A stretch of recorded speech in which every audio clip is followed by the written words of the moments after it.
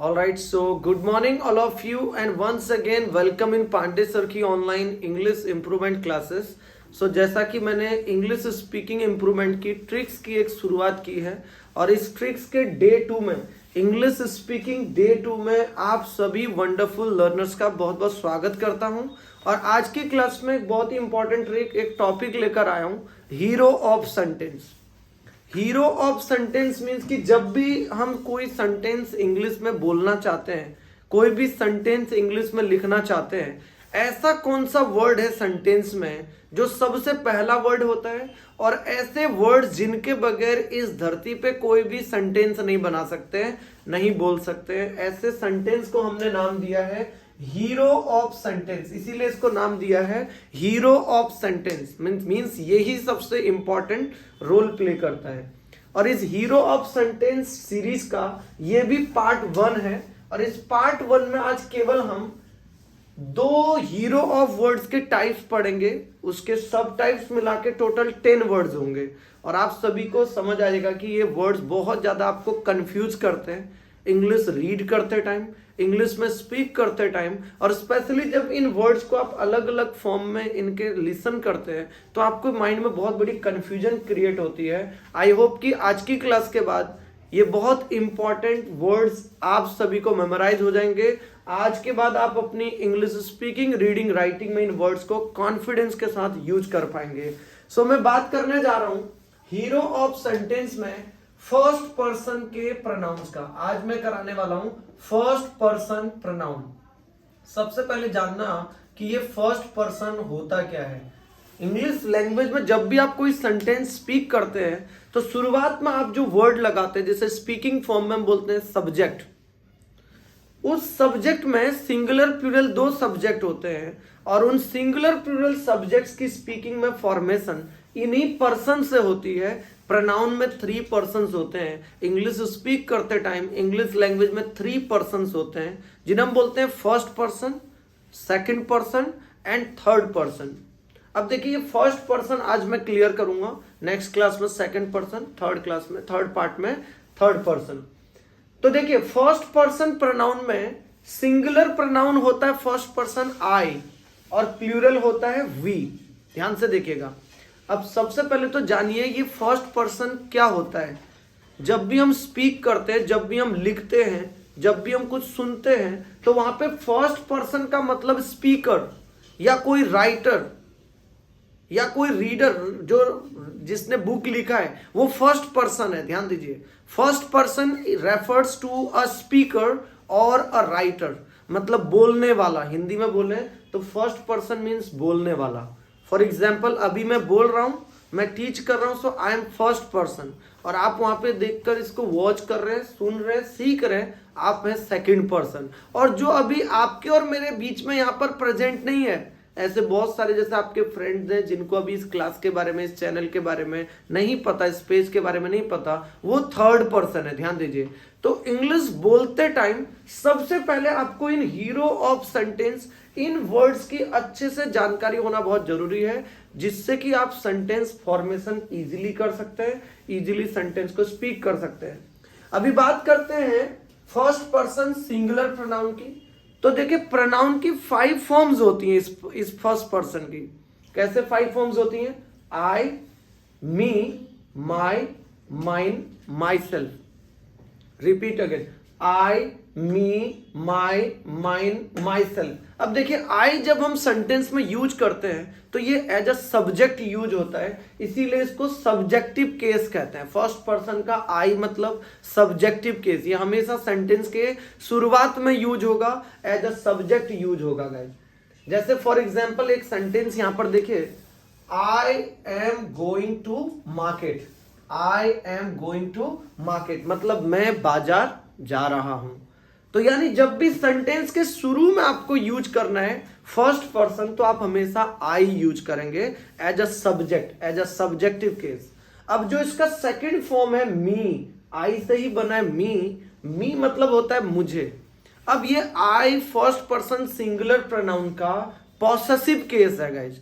Possessive sorry, इसको objective case बोलते हैं, पॉसेसिव नहीं, ये ऑब्जेक्टिव केस है। मींस ये अभी हमेशा सेंटेंस के एज एन ऑब्जेक्ट के फॉर्म में इसको यूज किया जाता है। जैसे हम बोलते हैं, यहाँ पे एक सेंटेंस लिखा है, give me this pen, give me this pen, gimme भी बोलते हैं इसको शॉर्ट में, slangs, gimme this pen, gimme your introduction. Alright, so give me a objective case है, आई का ही, I subjective case, me objective case. देखिए my जो है इसका पॉसेसिव प्रोनाउन होता है, पॉसेसिव एडजेक्टिव होता है गाइस, माई, आई, मी, माई, मेरा, यानी जब हम कभी अपनी ऑनरशिप बताते किसी चीज पे, ये मेरा घर है, ये मेरी कार है, देखिए दिस इज माई कार, यह मेरी कार है। कार पे अपना पोसेशन दिखाने के लिए इस पॉसेसिव एडजेक्टिव का यूज करते हैं। पॉसेसिव एडजेक्टिव क्यों बोला इसको समझिएगा कि ये प्रोनाउन से एडजेक्टिव कैसे बना। इस धरती पे कोई भी वर्ड नाउन से पहले यूज होता है तो वो एडजेक्टिव होता है गाइस। थोड़ा सा ग्रामेटिकली आप समझिएगा कि आई प्रोनाउन है और हम प्रोनाउन के यहाँ पे फॉर्म पढ़ रहे हैं, तो माई एडजेक्टिव कैसे हुआ, ये पॉसेसिव एडजेक्टिव होता है जब भी कोई वर्ड नाउन से पहले। ट्रिक याद कीजिए, मैंने बार बार बोला है कि इंग्लिश अगर आसान बनानी है तो ट्रिक्स के साथ सीखिए, लॉजिक्स को पकड़िए, रूल्स पे नहीं। देखिए एडजेक्टिव की डेफिनेशन को छोड़ के आप ध्यान दीजिए, नाउन से पहले कोई भी वर्ड इस धरती में यूज होता है तो वो एडजेक्टिव होता है। अब देखिए इसी का सिमिलर एक वर्ड है जो बहुत सारे स्पीकर्स को, लर्नर्स को कंफ्यूज करता है कि सर माई और माइन में क्या डिफरेंस है। क्योंकि माई मतलब भी मेरा होता है, माइन मतलब भी मेरा होता है, बट ग्रामेटिकली दोनों में बहुत बड़ा डिफरेंस ये है गाइस कि माई पॉसेसिव एडजेक्टिव होता है, माइन पॉसेसिव प्रोनाउन होता है, और एडजेक्टिव हमेशा नाउन से पहले यूज होता है और प्रोनाउन हमेशा सेंटेंस में या तो सब्जेक्ट की जगह पे यूज होता है या फिर ऑब्जेक्ट की जगह पे यूज होता है। तो जैसे आपको बोलना हो ये फोन मेरा है, ध्यान दीजिएगा, एक होता है ये मेरा फोन है, ये मेरा फोन है, तो मैं बोलूंगा this is my phone. But अगर मैं ऐसा बोल रहा हूं ये फोन मेरा है तो हम बोलेंगे दिस फोन इज माइन। जैसे यहां पर लिखा देखिए, ये फोन मेरा है, दिस फोन इज माइन। यहां पे माई नहीं बोलेंगे।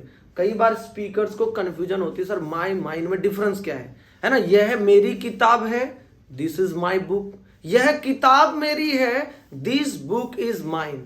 अब बहुत सारे स्टूडेंट बोलते हैं सर दोनों सेंटेंस का सेम इंग्लिश होना चाहिए। अगर आप देखिए नॉलेज के साथ बोलेंगे, एररलेस स्पीकिंग आपको करना है, तो आपको इस तरह से डिफरेंस को जानना पड़ेगा माई और माइन का। अब बात करते हैं इसके फिफ्थ फॉर्म में, जिसे बोलते हैं रिफ्लेक्सिव प्रोनाउन। रिफ्लेक्सिव कैसे, क्योंकि ये सब्जेक्ट पे खुद उसका एक्शन को रिफ्लेक्स करता है। जैसे यहां पर है my self, I, me, my, mine, my self. My self मतलब मैंने खुद, ये I bought this for my self, ये मैंने खुद के लिए खरीदा, मैंने ये खुद के लिए खरीदा है, I bought this for my self. जैसे मैं बोलूं I made this trick, I made this trick my self, I did it my self, मैंने खुद किया। Sir I learn English my self, sir I join your classes my self, मैंने अपने आप से जी ये आपकी क्लास ज्वाइन किया। तो आप लोग समझ रहे होंगे कितने ज्यादा इंपॉर्टेंट हैं, और बहुत ज्यादा स्टूडेंट्स को ये छोटे छोटे वर्ड्स, बहुत छोटे वर्ड्स होते हैं, स्टार्टर वर्ड्स होते हैं, हीरो ऑफ सेंटेंस इसलिए बोलते हैं, इनके बगैर सेंटेंस का सेंस नहीं बन सकता। आप सेंटेंस को राइट ऑर्डर में नहीं स्पीक कर सकते, राइट कर सकते हैं। अब देखिए फर्स्ट पर्सन सिंगुलर प्रोनाउन, ध्यान दीजिएगा, first person singular I and first person plural we. First person plural we, I का प्लूरल होता है वी, वी मतलब हम, वी मतलब हम लोग, वी मतलब हम सब। कई स्टूडेंट्स यहाँ पे कंफ्यूज करते हैं कि जब हम आता है तो तब तो यूज करते हैं वी, बट जैसे हम लोग आता है कि हम लोग इंग्लिश सीखते हैं। एक होता है हम इंग्लिश सीखते हैं, वी लर्न इंग्लिश। जब ऐसा आपको बोलना होता है हम लोग इंग्लिश सीखते हैं, तो बहुत सारे स्टूडेंट बोलते हैं वी पीपल लर्न इंग्लिश। तो हम लोग यहाँ पर लिखा तो है हिंदी में, बट इंग्लिश में से ओनली वी बोलेंगे, वी लर्न इंग्लिश। हम सब बोल रहे हैं तब भी वी लर्न इंग्लिश, तब भी आपको बोलने का जरूरत नहीं कि वी ऑल लर्न इंग्लिश। यानी I singular pronoun first person का, प्लूरल होता वी, जिसका मतलब हम लोग, हम सब। For example we are playing cricket, we are playing cricket मतलब हम क्रिकेट खेल रहे हैं, हम लोग क्रिकेट खेल रहे हैं, हम सब क्रिकेट खेल रहे हैं, कुछ भी उसका मतलब बन सकता है। और जब वी को सब्जेक्टिव केस से जब ऑब्जेक्टिव केस में ले जाते हैं, यानी जब इसको सब्जेक्ट की जगह पे ऑब्जेक्ट की जगह पे इससे यूज करते हैं सब्जेक्ट की बजाय, तो ये बन जाता है गाइस अस। वी का अस, अस मतलब होता है हमें।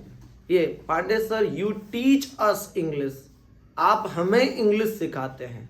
यू टीच अस बोलोगे, वी नहीं बोलेंगे। तो यहां पे ऑब्जेक्टिव के साथ जैसे देखिए give it to us, give it to us, इसे हमें दे दो, गिव इट टू अस। और इसी का देखिए अगेन पॉसेसिव एडजेक्टिव है आवर, आर, आर भी बोलते हैं आवर भी बोलते हैं, है ना। वी अस आर, आर मतलब हमारा।